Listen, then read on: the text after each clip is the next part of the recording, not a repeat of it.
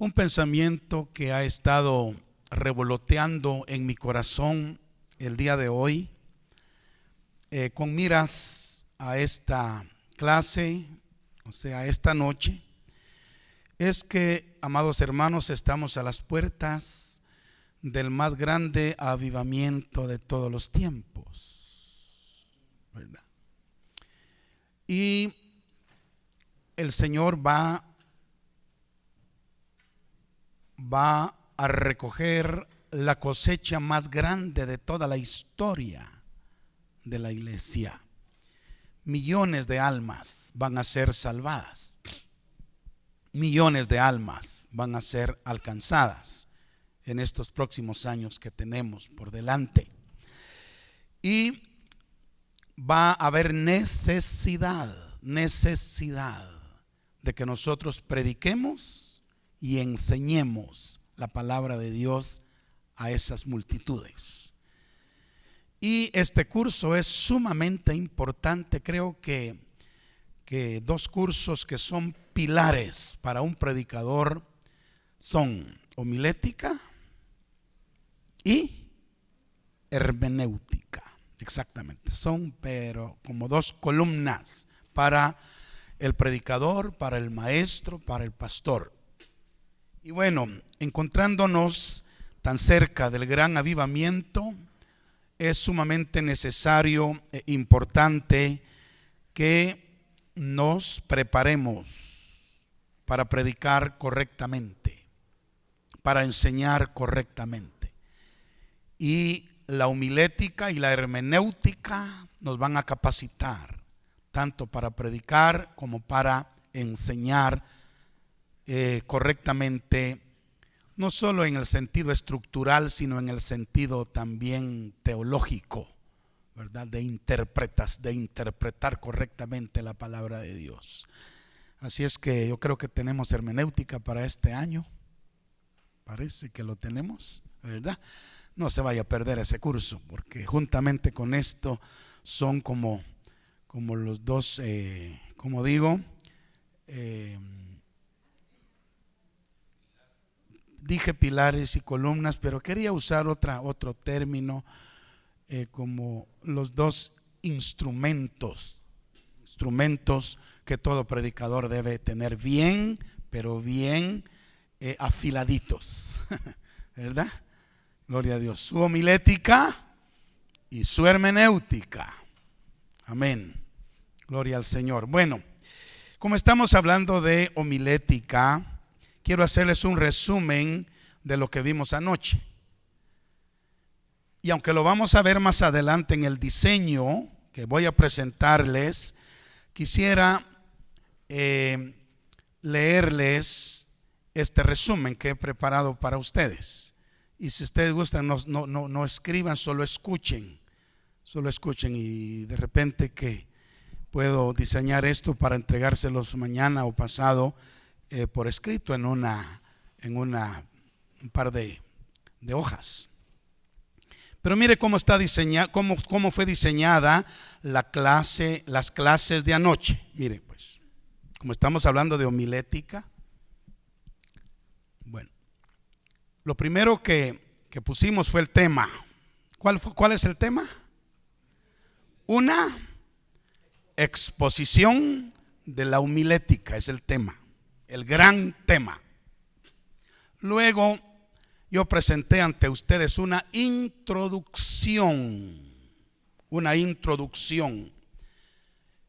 En la introducción vimos qué es homilética, de dónde viene la palabra homilética y una base bíblica para la palabra homilía.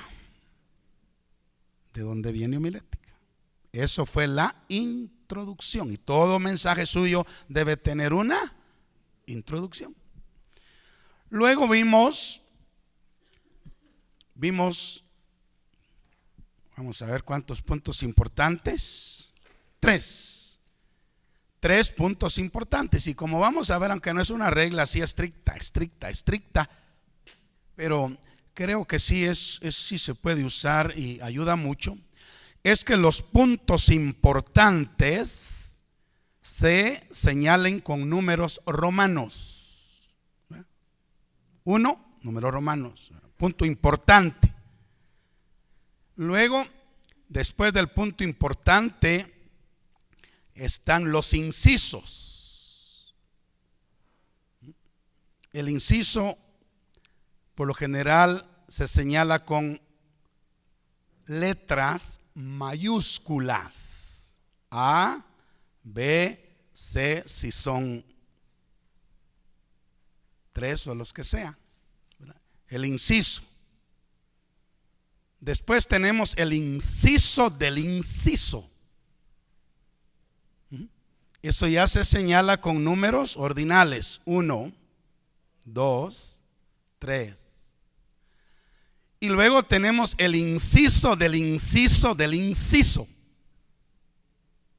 Eso ya se señala con letras mayúsculas y el paréntesis. Así. Lo van a ver más adelante, pero voy a hacerles un resumen. Hubiera querido presentárselos, pero a última hora fue que pensé en esto. Entonces, pero se los voy a leer. Entonces tenemos punto número 1 que vimos ayer: la importancia de la predicación. Ese es el punto número 1, números romanos.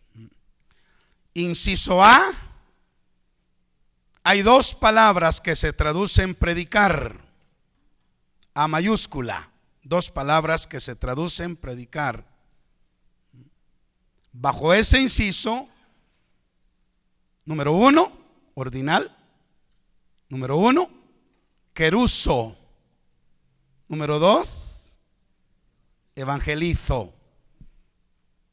Bueno, siempre bajo este punto principal número 1, el inciso B, vimos las razones por las cuales la predicación es importante. Inciso B, razones por las cuales la predicación es importante. Es B mayúscula. Entonces, bajo esa B mayúscula, ¿qué viene? Números ordinales. Número 1, prepara el corazón de los oyentes para que el Espíritu Santo se mueva. Número 2, produce fe para salvación. Número 3, produce fe para sanidad. Número 4, produce fe para señales. Bueno, luego vamos al inciso C. Al inciso C. Dios ha escogido hombres para la predicación. Número 1, los 12 apóstoles. Número 2, los 72 después que fueron enviados. Número 3, nosotros mismos. Amén. Inciso D. Dios anhela preparar y enviar un ejército de predicadores y maestros por todo el mundo. Ese D, la D mayúscula. Bajo ese inciso, número 1, un ejército de mujeres. ¿Se acuerdan que hablamos de un ejército de mujeres? Y también un ejército de hombres. 1 y 2. Inciso E, todavía del primer punto principal.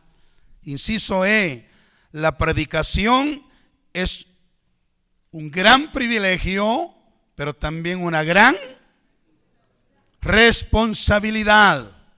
Ajá.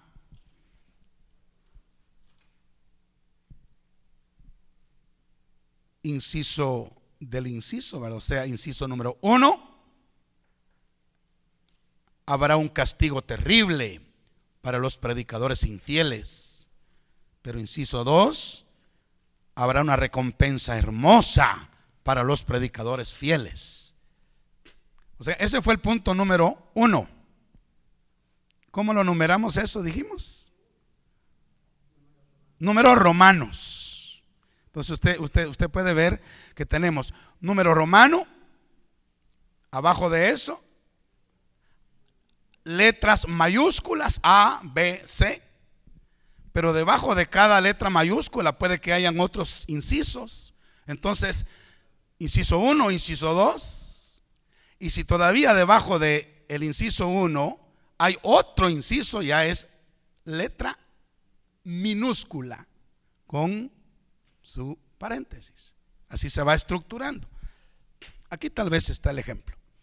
El segundo punto que vimos anoche fue la preparación para ser un predicador. Fue el segundo. Número Romanos 2. La preparación para ser un predicador. Inciso A. Ser llamado por Dios. Inciso B. La preparación para cumplir ese llamado. Bajo el inciso B tenemos dos incisos más. La vida de Esdras es un ejemplo de la preparación. Ese sería número 1. Esdras, un ejemplo. Y bajo ese número 1 tenemos A minúscula, B minúscula, C minúscula y D minúscula, que serían los 4 pasos que encontramos bajo la vida de Esdras. Un corazón consagrado, un estudio diligente, una obediencia completa y una predicación abnegada.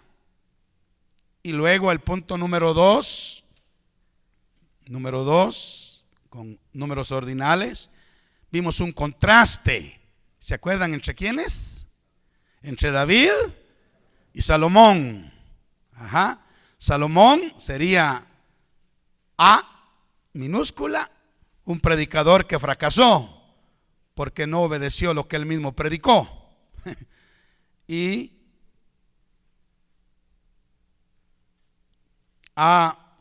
B minúscula sería David, un hombre que triunfó porque él sí obedeció lo que predicó.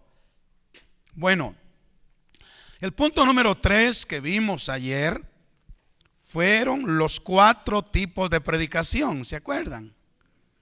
Los 4 tipos de predicación. ¿Cuáles son esos 4 tipos? Inciso A, revelación. Bajo ese inciso A, ¿qué ponemos, hermanos? Bajo el inciso A, ¿qué pone usted en el bosquejo?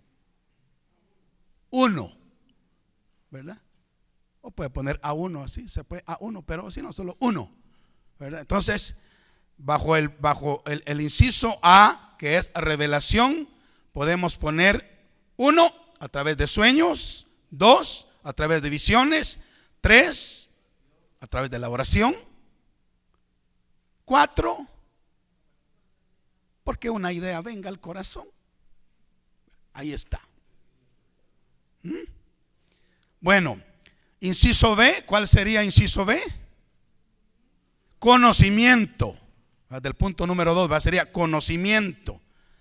Y bajo ese inciso B, que es conocimiento, ponemos entonces los números ordinales. Número 1, lo que hemos experimentado nosotros es conocimiento. Número 2, problemas o situaciones que conocemos. Conocimiento. Número 3, ocasiones especiales como matrimonios, sepelios. Vamos a predicar allí. Conocimiento. Luego tenemos el inciso C del punto número 3. ¿Cuál es el inciso C? Profecía, ¿verdad? Y allí pues no sé si quedó claro, pero el inciso 1 sería que si recibimos un mensaje profético, podemos hacer 2 cosas. Número 1, podemos hacer a un lado nuestras notas y solo comunicar el mensaje que Dios nos da. Pero podemos hacer otra cosa. Número 2, podemos no necesariamente tendríamos que desechar las notas, pero podemos buscar un espacio en nuestras notas para incrustar el mensaje que estamos recibiendo de parte del Señor. ¿Me estoy dando a entender? Entonces, eso sería profecía. Luego, el inciso D de este tercer punto que vimos, los 4 tipos de predicación. ¿Cuál es el inciso D? Doctrina. Podemos predicar doctrina. Y bajo la letra D, ¿qué ponemos? Ajá, si ahí me están. Bajo la letra D ponemos 4 funciones que desempeña la predicación doctrinal. Obviamente 4. Entonces, ¿cómo vamos a numerar esas 4? A minúscula, B minúscula, C minúscula, D minúscula. ¿Vimos? Responde al deseo y necesidad del recién convertido. Es A minúscula. Previene contra los estragos de la falsa doctrina. Es B minúscula. C minúscula es anima a la actividad y al servicio de los creyentes. Y D minúscula contribuye al crecimiento intelectual y espiritual del predicador y de los oyentes. ¿Cuál es el inciso 2 del inciso D? La predicación doctrinal debe ser, y ahí nos quedamos, la predicación doctrinal debe ser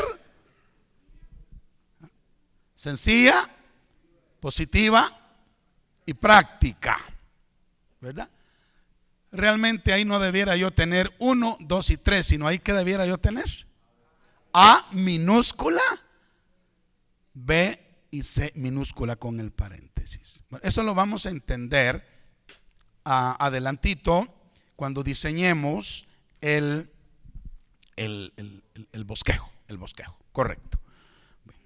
Primero Dios, vamos a salir de aquí, hermanos, por la gracia y la misericordia del Señor, sabiendo cómo trazar un mensaje y cómo predicarlo ordenadamente.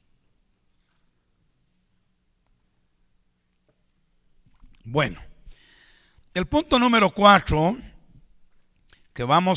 con el cual vamos a arrancar esta noche es cómo elegir nuestras prédicas. Cómo elegir nuestras prédicas. Saben que como predicadores se nos va a requerir en cualquier momento. En cualquier momento. A veces no nos van a permitir prepararnos con mucho tiempo de anticipación. Y esto puede causarnos nerviosismo. O puede convertirse en una gran prueba para nosotros. Si lo agarran usted así, mire, en frío, le toca predicar pasado mañana. Ay, ¿verdad? Por otro lado, si ya somos pastores y esto nos sucede a los pastores, a todos los pastores creo que nos sucede esto, que nos toca predicar varios sermones por semana.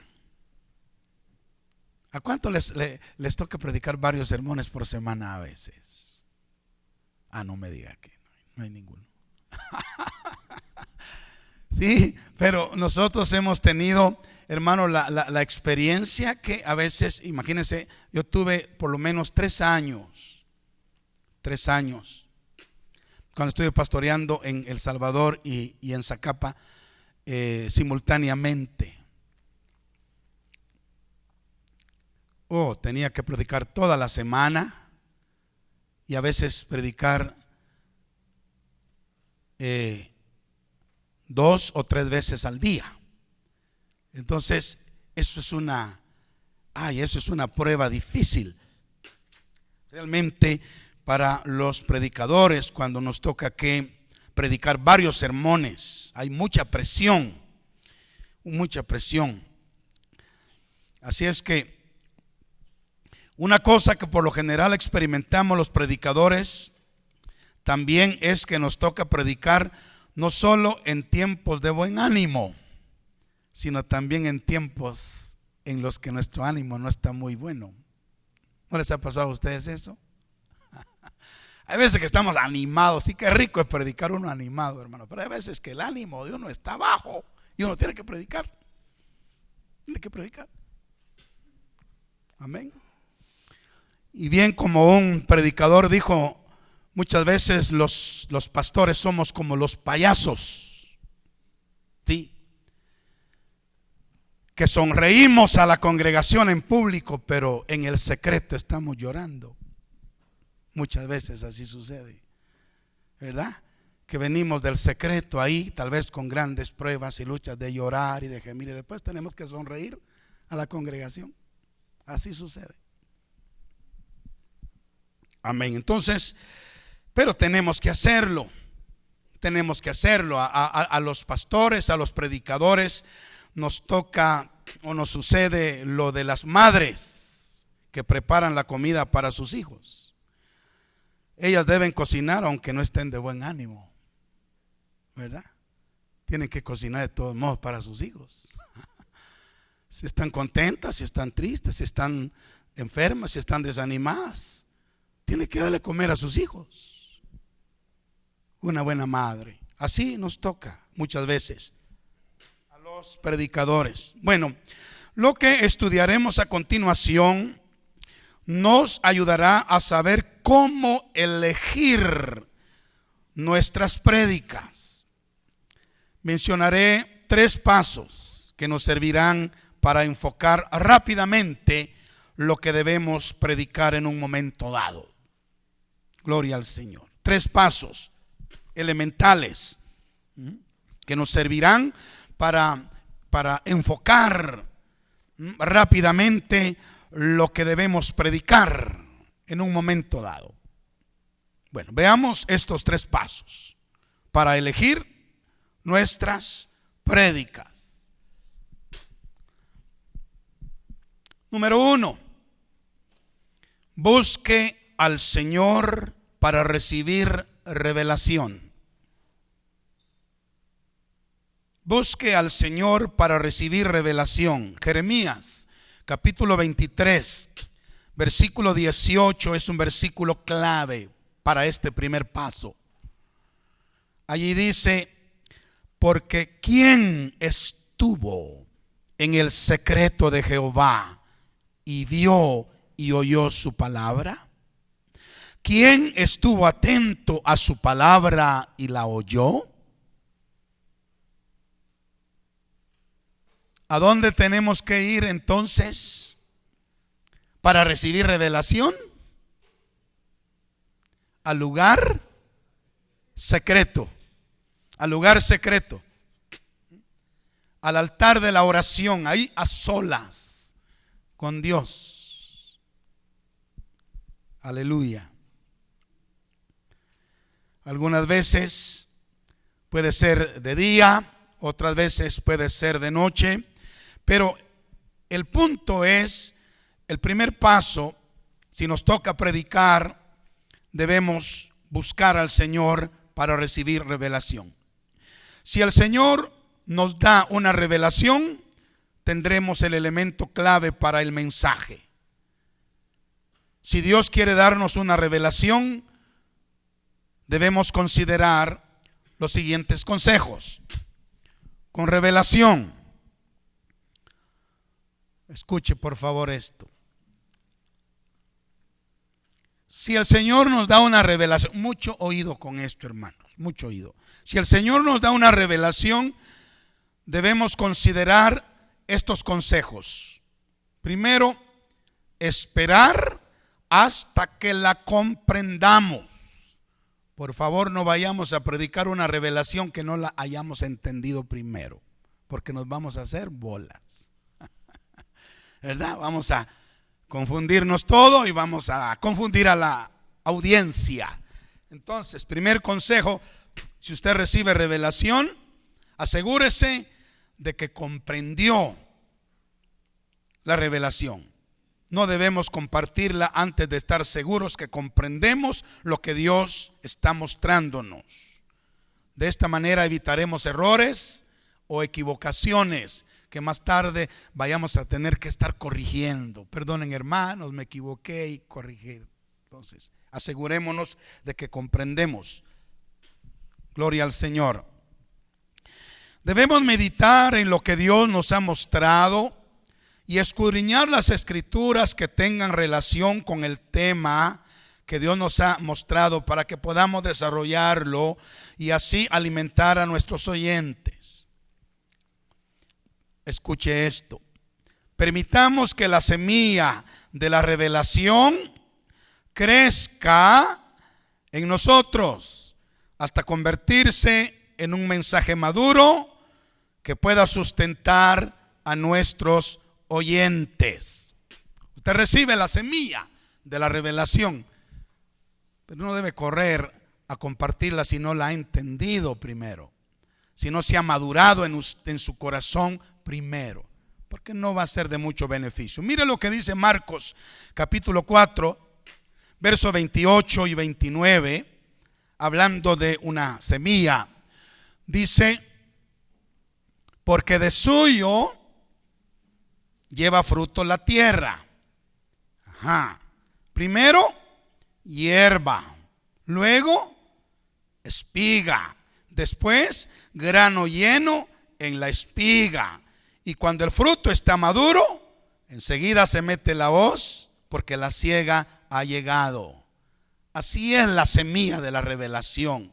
Cae en su corazón como una semilla, pero esa semilla tiene que convertirse primero en hierba, después en espiga, después grano lleno en la espiga y después la espiga madura. Ya el mensaje está maduro, la revelación ha madurado, usted la comprende. Entonces ahí va para la congregación. Bendito sea el Señor. Este proceso natural de una semilla se aplica a lo espiritual. ¿Estamos entendiendo? La revelación va a venir como una semillita y van a ser como una hierbita. Pero usted tiene que orar: Señor, desarrolla esta revelación, muéstrame esta, que yo la comprenda. Y luego ya esa hierbita se va a convertir en una espiga, y esa espiga se va a convertir en un grano maduro. Y cuando ya está maduro, entonces usted la puede cortar y puede compartirla con los hermanos. Amén. Bueno, primer consejo entonces: si usted recibe una revelación, espere hasta comprenderla, entenderla claramente. Segundo consejo: debemos estar seguros que es el tiempo correcto para compartirla. Ahí no está, estoy hablando aquí subdivisiones, ¿oye? Por eso es que no se lo quise poner todo ahí, porque para darle oportunidad que usted escriba. Amén. Bueno, debemos estar seguros que es el tiempo correcto para compartir esa revelación. Saben que algunas revelaciones son dadas por Dios para nuestra guianza personal. A veces Dios nos da una revelación no para que la compartamos, para que salgamos corriendo a predicarla. No, a veces esa revelación es para nosotros mismos, para nuestra propia edificación espiritual. Amén. O para que oremos al respecto, ¿verdad? A veces Dios nos da una revelación de algo, de alguien, para que oremos al respecto, no para que ya comencemos a predicar sobre eso.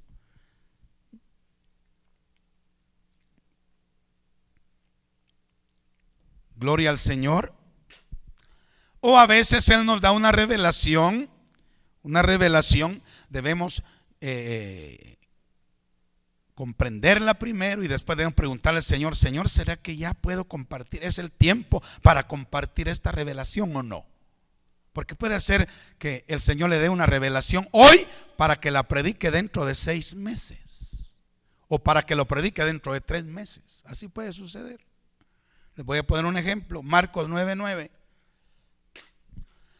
Ustedes recuerdan que Jesucristo subió al monte de la transfiguración con Pedro, Jacobo y Juan, ¿verdad?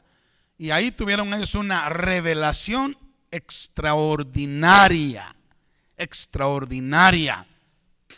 Pero ¿qué les dijo Cristo en Marcos 9:9 a Pedro, Jacobo y Juan? Y descendiendo ellos del monte, les mandó que a nadie dijesen lo que habían visto, sino cuando el Hijo del Hombre hubiese resucitado de los muertos. ¿Se da cuenta que esta revelación no era para que Pedro y Jacobo y Juan salieran disparados a predicarla ya? No, Cristo les dijo: esperen el tiempo, cuando ya yo haya muerto y haya resucitado. Después de eso, entonces ya pueden compartir esta revelación. Es importante. Otro ejemplo de esto es lo que le sucedió a José con sus sueños. Génesis 37.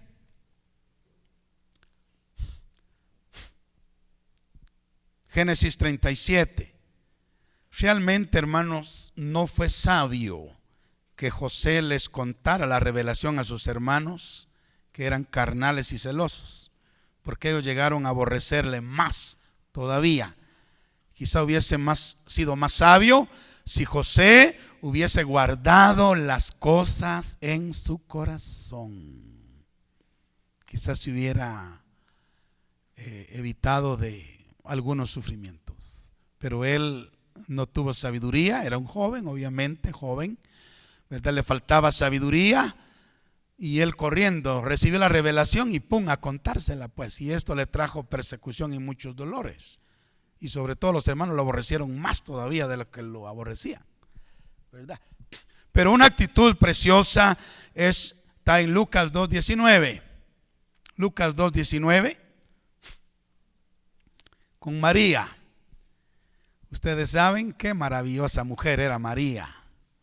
Ella había recibido la revelación del ángel acerca de su concepción, ¿verdad? De su concepción, aleluya. Y en el 2:19 dice que María, ¿qué hacía?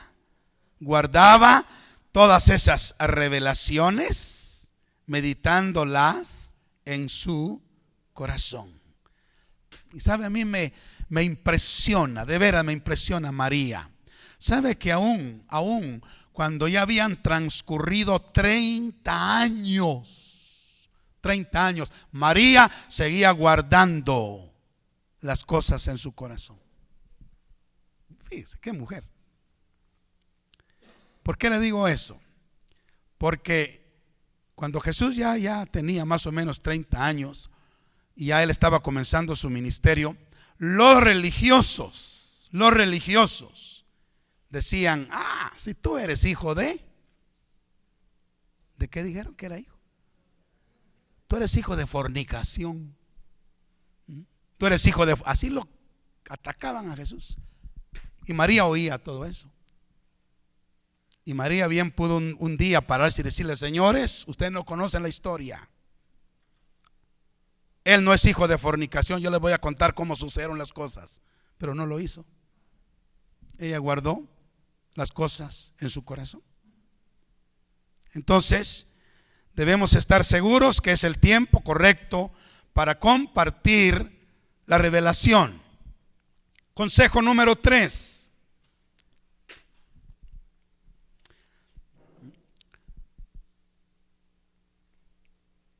decida, porque no solamente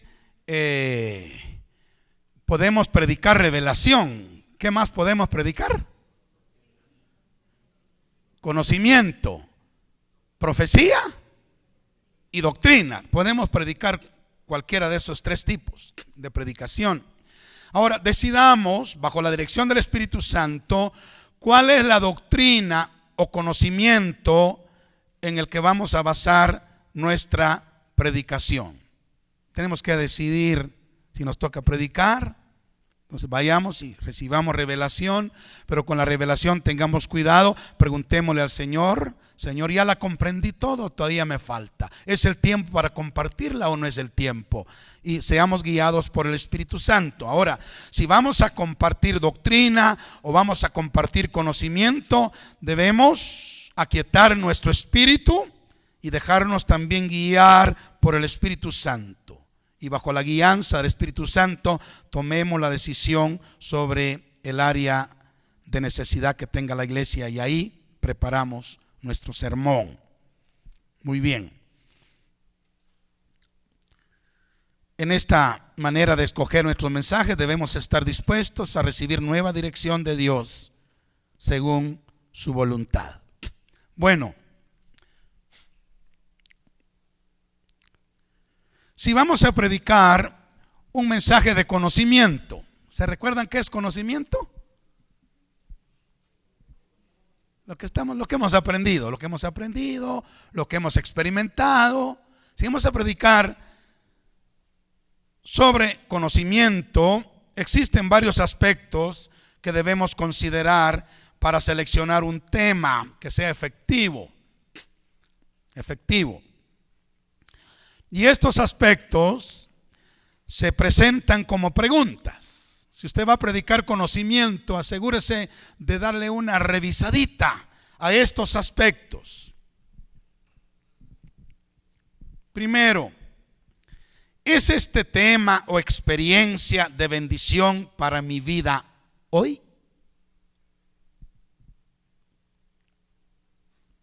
Es una pregunta que tenemos que hacernos.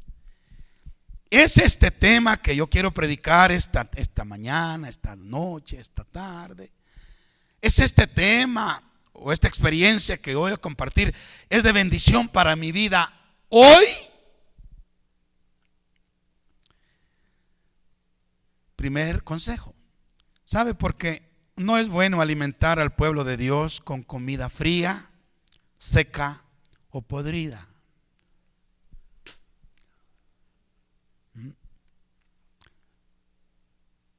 El conocimiento que vamos a compartir debe ser un conocimiento que me está bendiciendo a mí hoy. No que me bendijo hace 40 años, porque puede ser que ese pan ya esté bastante frío y bastante tieso. Amén. Sí. Pero me está bendiciendo hoy. Si lo está bendiciendo hoy, entonces ese pan está caliente, está fresco, tiene vida. Y acordémonos que lo único que produce vida, ¿qué es? La vida. Lo único que produce vida es la vida. Prediquemos lo que es vida para nosotros hoy. Primer consejo, si vamos a predicar conocimiento. Segundo consejo, muy interesante. ¿Es este tema apropiado para esta ocasión? ¿Es este tema? Preguntémonos nosotros. ¿Es este tema apropiado para esta ocasión? Leamos Proverbios 25:11. Consejos si vamos a predicar conocimiento.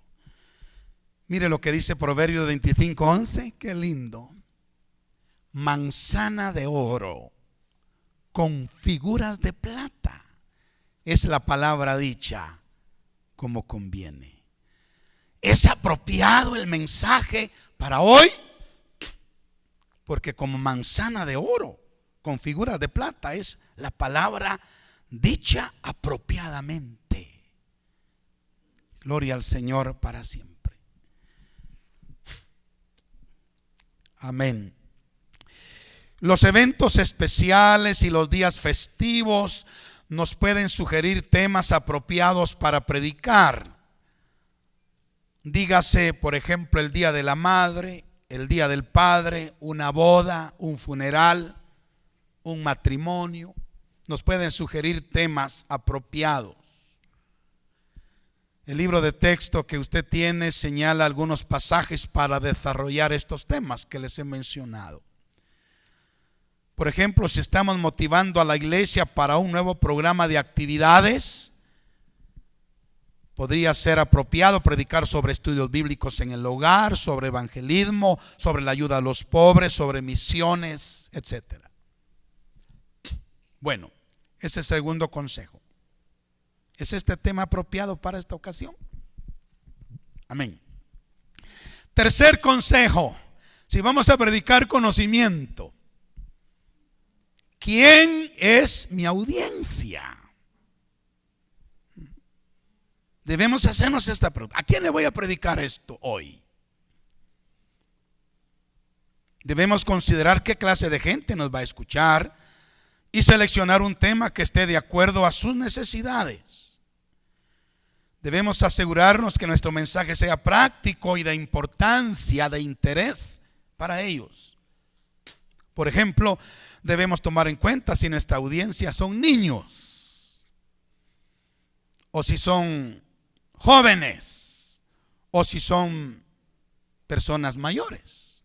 Es bueno tomar en cuenta quién es nuestra audiencia cuando vamos a predicar conocimiento.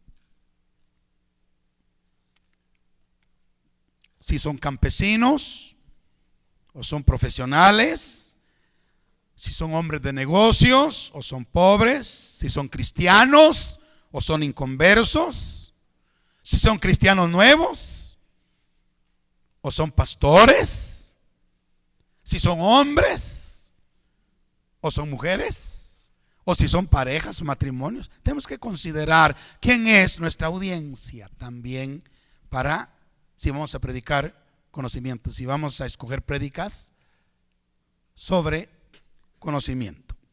Cada grupo de oyentes tendrá necesidades diferentes y nosotros como predicadores debemos encontrar la forma de ministrarles de acuerdo a sus necesidades y al nivel de comprensión también que ellos posean.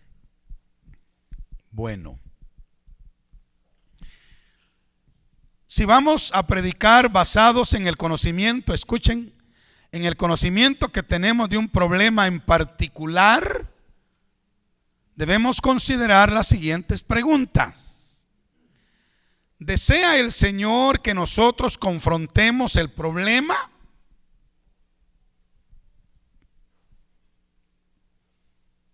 ¿Están oyéndome?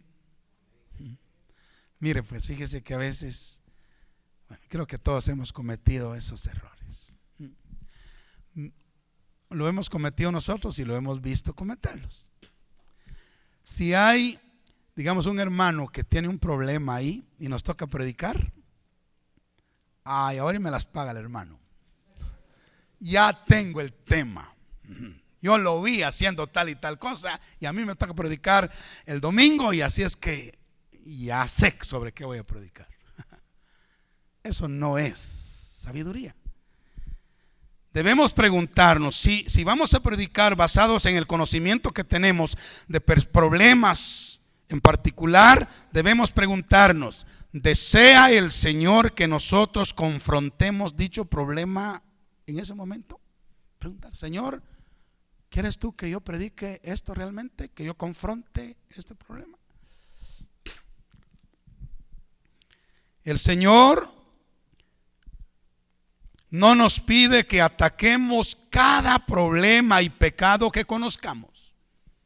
Debemos pedirle sabiduría y guianza para tocar cada problema en particular. Bendito sea el nombre del Señor. En el segundo libro de Crónicas, capítulo 35, versículo 20 al 24. Vemos la muerte prematura del rey Josías. Óiganme por favor. Y aquí voy a decir esto con la autoridad, que me da el haberlo escuchado de nuestro amado y recordado pastor Brian Bailey. Voy a decir esto a continuación, pero antes diré otra cosa. Vemos aquí la muerte prematura del rey Josías porque le declaró la guerra a un rey pagano cuando Dios nunca le dijo que lo hiciera. ¿Me están oyendo? Leamos ese pasaje, yo quiero que lo leamos. Si usted quiere usar su Biblia, haría bien. Dice, o lo puede leer aquí también. Después de todas estas cosas, luego de haber reparado Josías la casa de Jehová, Necao, rey de Egipto, en el sur, subió para hacer guerra en Carquemis, al norte, junto al río Éufrates.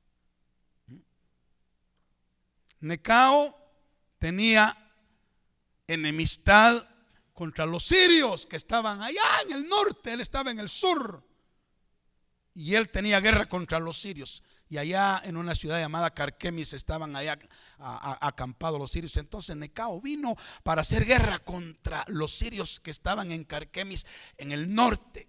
Y sabe, de ley, porque de ley tenía que pasar por el territorio de Israel, principalmente el territorio de Judá y luego Israel del norte y luego llegar a Carquemis allá arriba. Tenía que pasar Faraón Necao.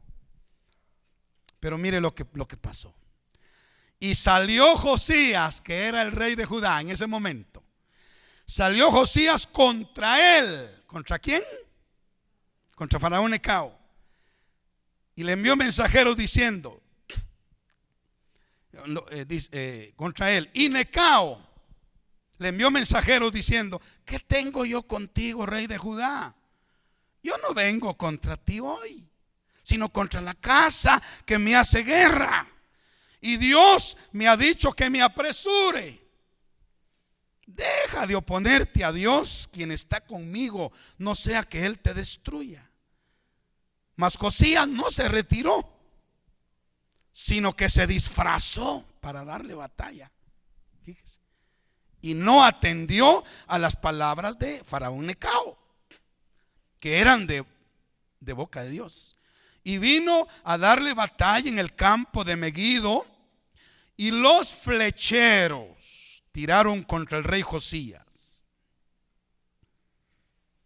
Entonces dijo el rey a sus siervos, quitadme de aquí, porque estoy gravemente herido. ¿Están entendiendo el mensaje? ¿Quién lo había mandado a confrontar ese problema? Pues nadie. Nadie. Y lo hirieron. Y entonces dijo, quítame de aquí porque estoy gravemente herido. Entonces sus siervos, oigan esto, lo sacaron de aquel carro. Era su carro, el carro del rey. Lo sacaron de aquel carro y lo pusieron en un segundo carro que tenía. Y lo llevaron a Jerusalén. ¿Dónde? Murió. Y lo sepultaron en los sepulcros de sus padres. Y todo Judá y Jerusalén hicieron duelo por Josías. Hermanos, un precioso rey murió prematuramente porque se metió en lo que no se tenía que meter. ¿Estamos entendiendo? Porque quiso arreglar o confrontar o pelear una batalla que no tenía que pelear él. Amén. Cuidado. Tengamos eso. Pues lo que voy a decir, esto es profético, se lo escuchamos al pastor Bailey, y es lo siguiente, mucho oído. Muchos de los cristianos de hoy en día van o vamos a tener que enfrentarnos o vamos a estar con vida aquí en la tierra cuando el anticristo ya esté ahí. Muchos de los cristianos de hoy en día van o vamos a estar con vida cuando el anticristo aparezca. Y si usted piensa que se va a ir antes, pues solo tenemos que estudiar Apocalipsis detenidamente. Se puede ir antes, pero eso hay que estudiarlo. Y lo va a estudiar usted más adelante. Algunos ya lo estudiaron. Pero el consejo del pastor Bailey es esto: si el anticristo aparece por ahí, o un hombre poseído con el espíritu de anticristo, si Dios no te manda a enfrentarte a él, no te enfrentes a él, porque vas a perder la batalla. Eso le pasó a Josías. Faraón es un tipo del diablo, del anticristo, y él se metió a pelear con el otro sin que Dios lo mandara. Cuidado. Amén. Pero saben, aquí hay una revelación interesante. Él estaba en un carro y luego lo pasaron a un segundo carro, y eso es significativo.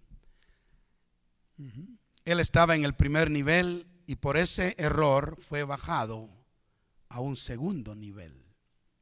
Perdió posición en el reino de Dios por una equivocación. Bueno, sigamos adelante.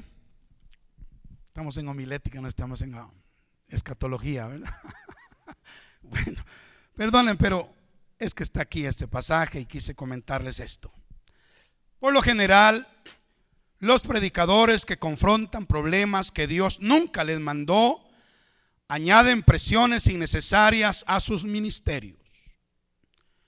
Eclesiastés capítulo 7 versos 16 y 17 dice: no seas demasiado justo, ni seas sabio en exceso. ¿Por qué habrás de destruirte? No hagas mucho mal, ni seas insensato. ¿Por qué habrás de morir antes de tiempo? Eso fue lo que le pasó a Josías. Murió antes de tiempo. Amén. Bueno, otro consejo. Si vamos a predicar basados en conocimiento, otra pregunta que debemos hacernos es: ¿habrá algo que debe permanecer en secreto? Preguntarle al Señor: ¿habrá algo que debe permanecer en secreto? Tratemos de no usar ejemplos que vayan a exponer y avergonzar a otras personas. Como ministros nos enteraremos de situaciones confidenciales. No divulguemos los secretos que se nos han confiado. Esta es una de las formas más rápidas de perder el respeto de las personas, si no somos discretos. ¿Cuántos dicen amén? El ejemplo por excelencia. El ejemplo por excelencia, Jesús. ¿Cuántos quieren ser imitadores de Jesús? Por excelencia. ¿Ustedes piensan que Jesús no sabía quién era el diablo desde que llamó a los 12? Él ya lo sabía. Pero sabe, él nunca trató a Judas diferente a los demás. Nunca. Los trató iguales. Nunca el Señor les dio una pista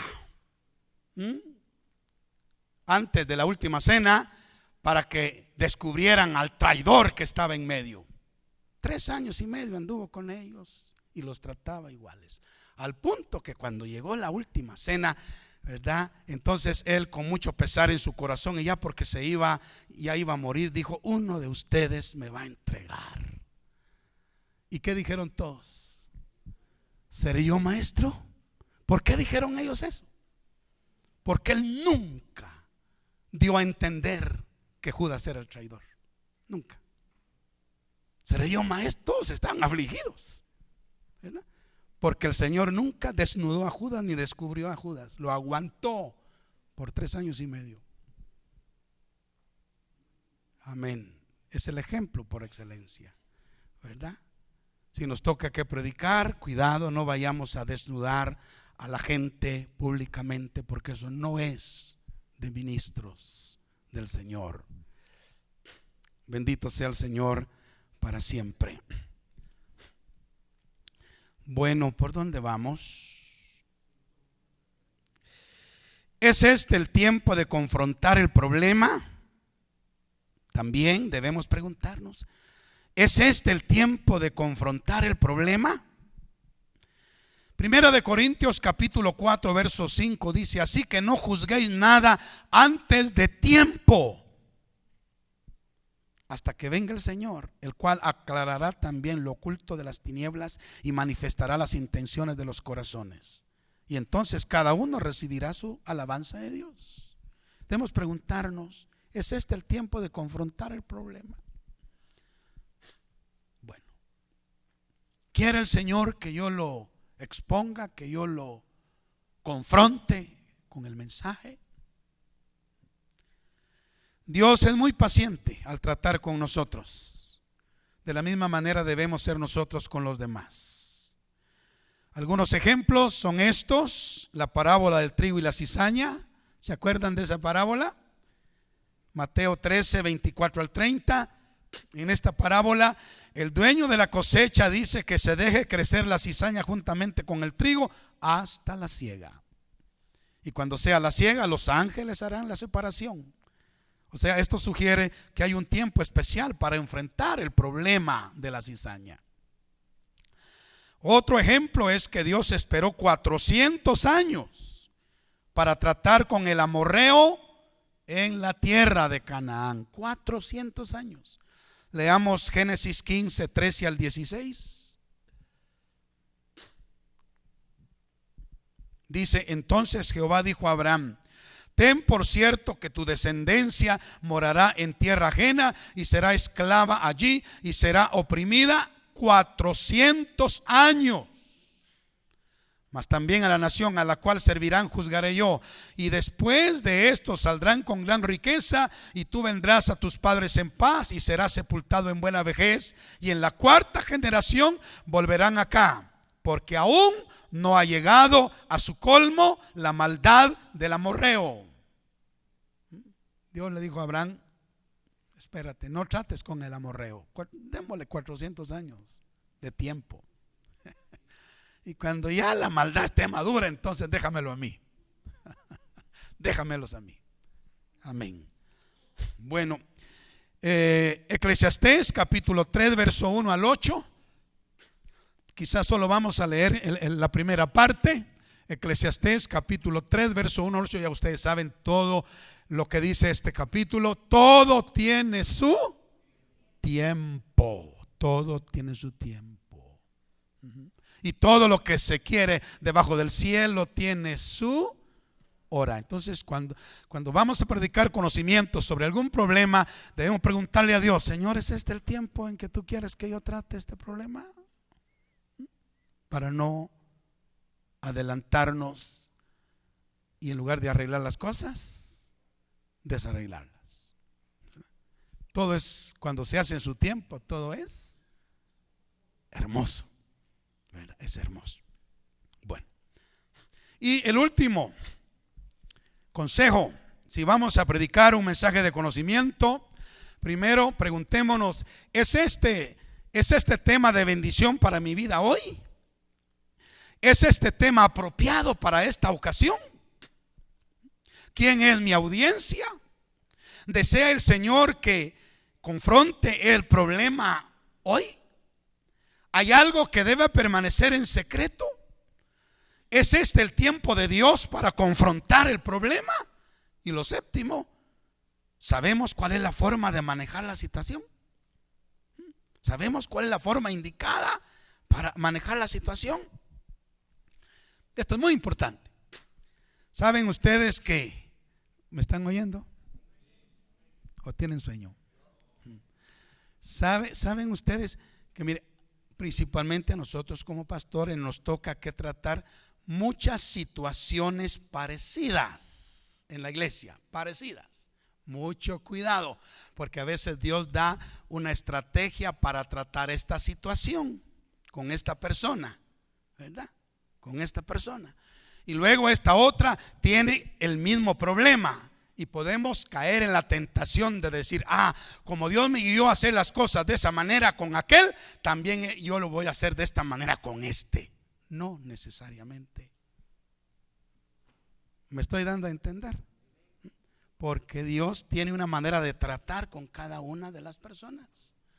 Y la estrategia que Dios nos dé para una cosa no necesariamente tiene que ser la misma para la otra. Porque eso sería vivir por principios, y no es muy sabio vivir por principios, porque los principios no funcionan para todas las ocasiones siempre.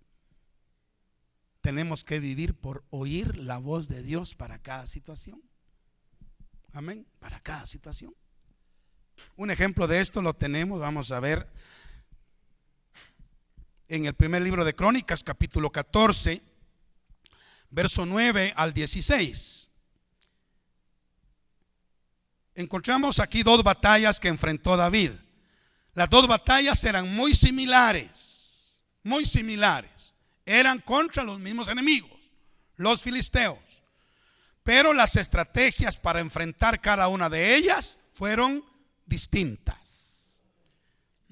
Para cada una de ellas, David tuvo que pedirle a Dios la estrategia, los planes específicos para poder vencer. Leamos lo que dice primer libro de Crónicas 14, 9 al 16. Dice: vinieron los filisteos y se extendieron por el valle de Refaim. Entonces David consultó a Dios diciendo: ¿subiré contra los filisteos? ¿Los entregarás en mi mano? Y Jehová le dijo: sube, porque yo los entregaré en tus manos. Subieron pues a Baal Perathim y allí los derrotó David. Amén. Los derrotó David. Y dijo luego David: Dios rompió mis enemigos por mi mano, como se rompen las aguas. Por eso llamaron el nombre de aquel lugar Baal Perathim, y dejaron allí sus dioses. Y David dijo que los quemasen. O sea, David le pregunta: ¿salgo? ¿Y qué le dice Dios? Sí, sube. Y ahí está, por la palabra. Pero mire lo que sigue diciendo. Verso 13. Y volviendo, esta es otra ocasión, los filisteos a extenderse por el valle, David volvió a consultar a Dios. Mire, el hombre era sabio, hombre, ¿verdad? Él no vivía por principios, él vivía por el rema de Dios. Porque si él hubiera vivido por principios, el mismo principio que aplicó aquí lo hubiera aplicado acá y hubiera sido su fracaso. Pero mire, entonces dice, David volvió a consultar a Dios y le dijo, y Dios le dijo, ¿qué le dijo Dios la segunda vez? No, ahora no subas tras ellos, sino le dio otra estrategia: rodéalos para venir a ellos por delante de las balsameras.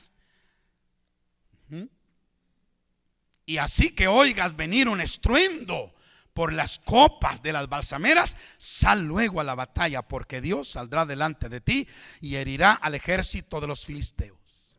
Hizo pues David como Dios le mandó, y derrotaron al ejército de los filisteos desde Gabaón hasta Geser.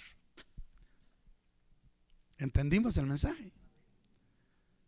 Amén. Entonces, sabemos cuál es la forma indicada de manejar la situación. Si vamos a predicar conocimiento sobre una situación, hagámonos esa pregunta: ¿tengo yo ya sé la manera de tratar esto? ¿O en lugar de dar vida voy a dar muerte? ¿O en lugar de edificar voy a destruir? ¿Verdad? Entonces es muy importante. Los predicadores podemos pensar que si predicamos lo mismo varias veces vamos a obtener los mismos resultados. Algunas veces puede ser, pero otras no.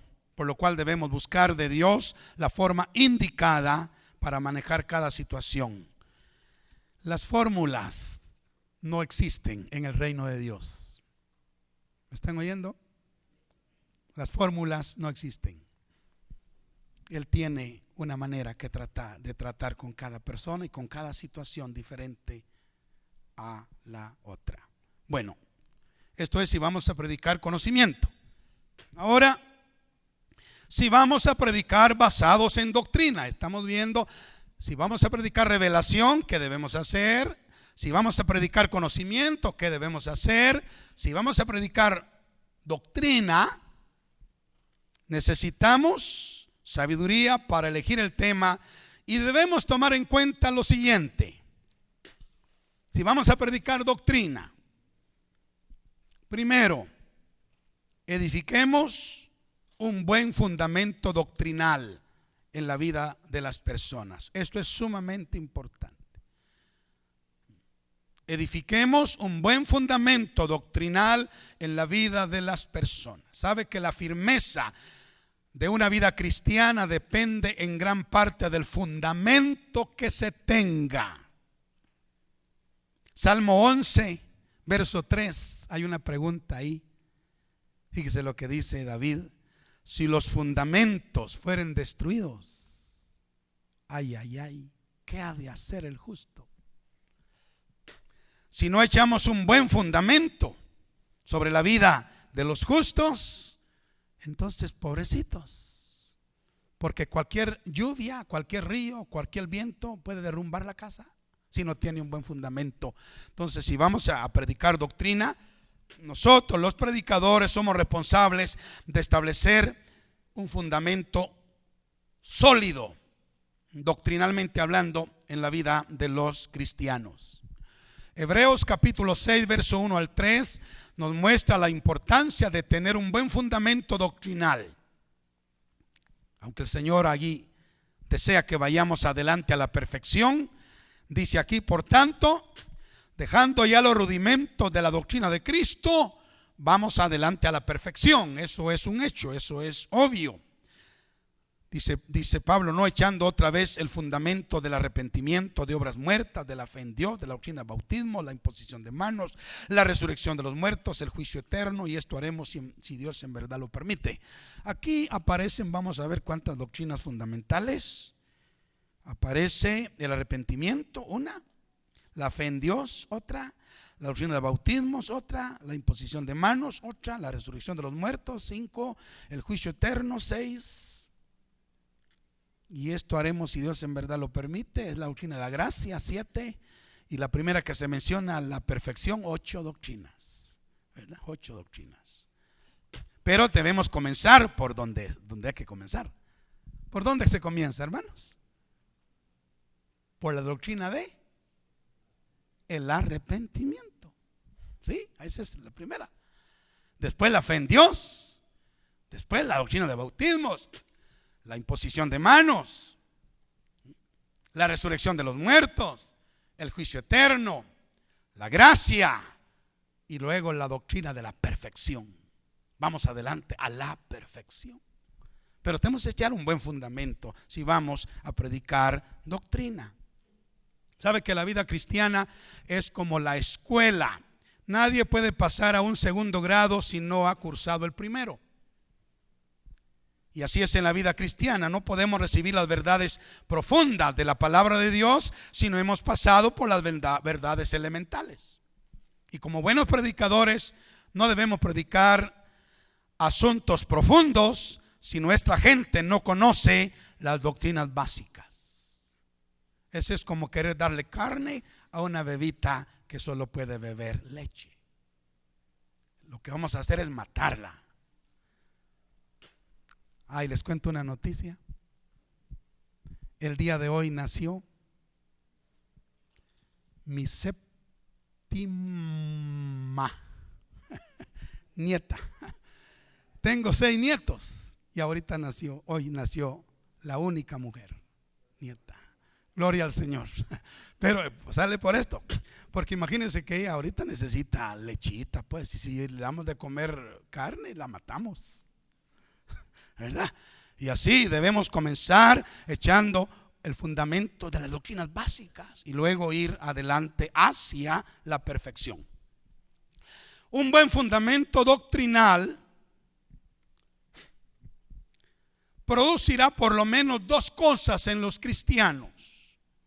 Primero, los protegerá de caer en el error. Ahí está, Efesios 4, 14 al 16. ¿Sabe? Un buen fundamento doctrinal protegerá a los cristianos de caer en el error.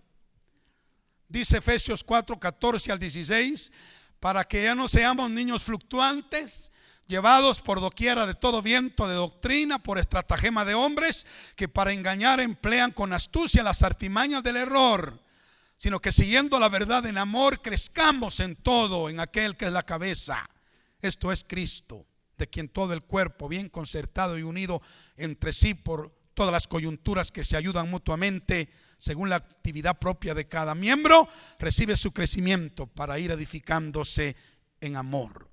Hermanos queridos, existen muchos vientos, están soplando muchos vientos de doctrinas falsas en nuestros días, doctrinas peligrosas, doctrinas desequilibradas.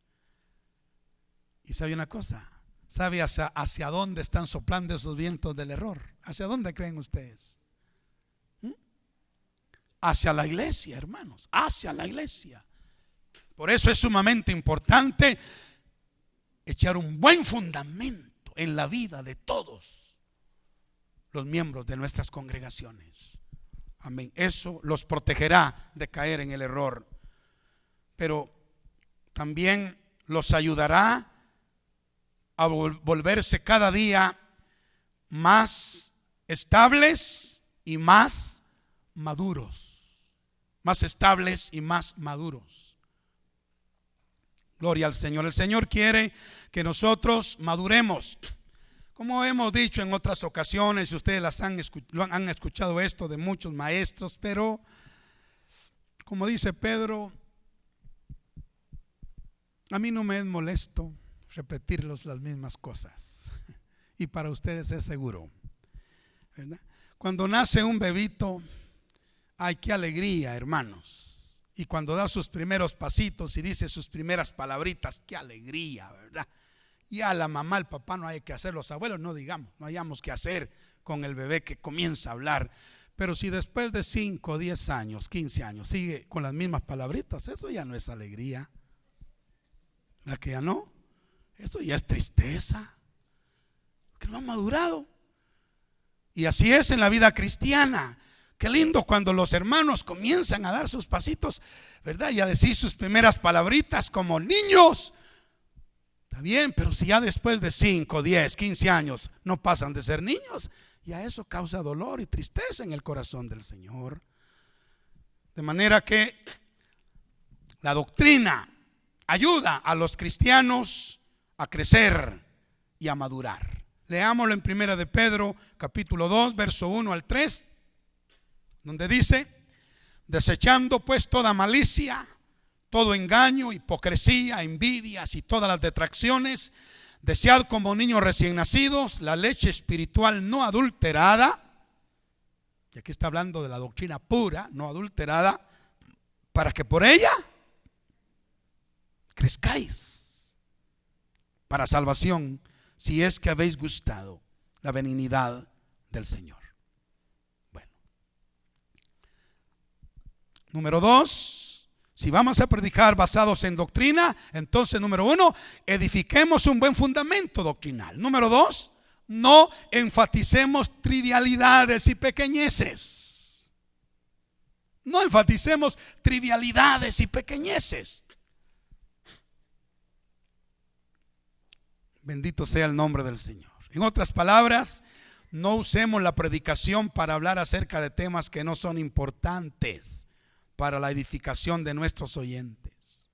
Hermanos, debemos enfatizar las verdades importantes de la palabra de Dios. Debemos aprovechar así el tiempo y las oportunidades que Dios nos da para bendecir a la gente.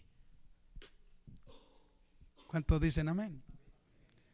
No debemos imitar a los escribas y fariseos. Cristo los trató de hipócritas en Mateo 23, 23. Fíjese lo que decían, lo que ellos hacían. Dice: ay de vosotros, escribas y fariseos, hipócritas, porque diezmáis la menta y el eneldo. Eran cosas, esas especias las sembraban las amas de casa en sus jardincitos, ahí en la casa, granitos pequeños. Ay, pero estos fariseos, ellos diezmaban, si la plantita producía 100 granitos, 10 granitos ya. En pequeñeces. Pero ¿qué dice? Y dejan lo más importante de la ley, que es la justicia, la misericordia y la fe. ¿Me están oyendo? Ahora alguien dice: ahí está, el diezmo no se debe dar. ¿Cómo que no? Ahí dice, mire, esto es necesario hacer. ¿Qué? Diezmar el eneldo y el comino.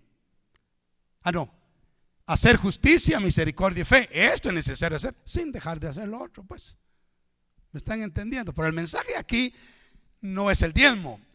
No es el diezmo, aunque hay una base para el diezmo, pero no es el diezmo. Aunque, como digo, hay una base en el Nuevo Testamento para el diezmo. Cristo lo aprobó, pero no es el diezmo aquí lo que el Señor está tratando de. Él usó el ejemplo de eso para enseñarnos que no debemos entretenernos en pequeñeces y descuidar lo realmente importante. Bendito sea Dios. Asuntos sensacionalistas pueden ser de poco o de ningún provecho para la gente a quien le predicamos. Ellos necesitan escuchar la palabra de Dios que dé respuesta a sus necesidades y problemas. No los defraudemos. Prediquémosles acerca de cosas importantes, no sin importancia y sin valor. Bendito sea Dios. No enfaticemos entonces las pequeñeces ni las trivialidades, sino aprovechemos el tiempo y la oportunidad siempre para hablar de cosas importantes para la eternidad de nuestros oyentes. Otro consejo: si vamos a predicar doctrina, no enseñemos ninguna doctrina que no esté claramente establecida en la palabra de Dios. Isaías 8:20 dice que tiene que ser a la ley y al testimonio. Si no dijeren conforme a esto, es porque no les ha amanecido. Se han escuchado mensajes sobre naves espaciales venidas de otros planetas. Sermones han sido predicados sobre el último anticristo, que fue Hitler, que fue Stalin, que fue Kissinger, que fue Saddam Hussein, que fue Yasser Arafat. Muchos sermones que lo que han hecho es confundir a la gente que no conoce la Escritura. Miles de sermones han confundido a la gente declarando que la segunda venida de Cristo tendría lugar en ciertas fechas. Unos dijeron que iba a venir en 1915, otros en 1925, 42, 88, 92, 96, 2000, 2012. Con ese famoso calendario, ¿cómo se llamaba? Es el Bactún. ¿Sí? Son cosas que no están en la palabra de Dios. Y son cosas, son doctrinas que no aparecen ahí. No prediquemos doctrina que no esté claramente establecida en la palabra de Dios. Porque, hermanos, si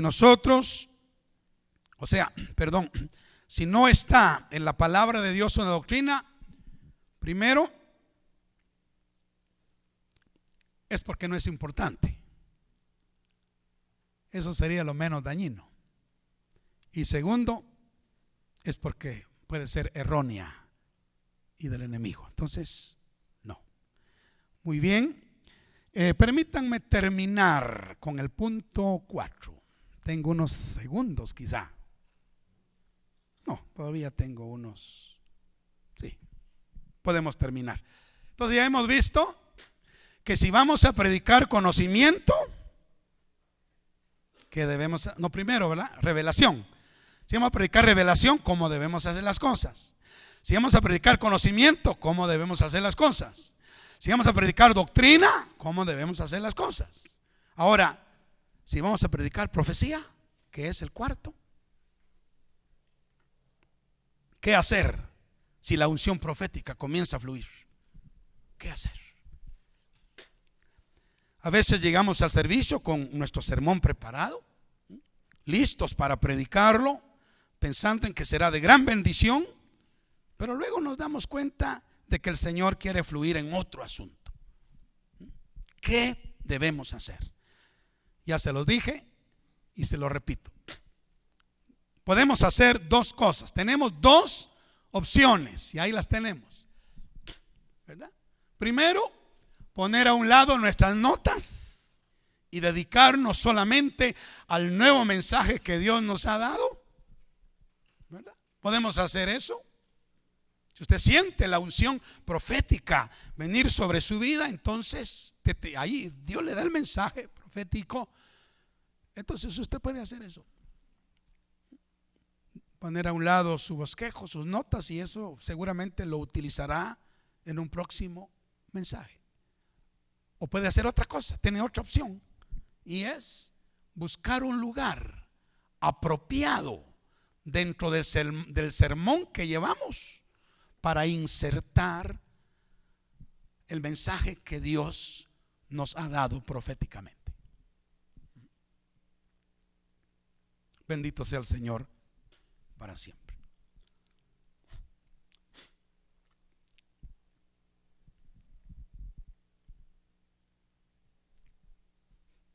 ¿Entendimos eso?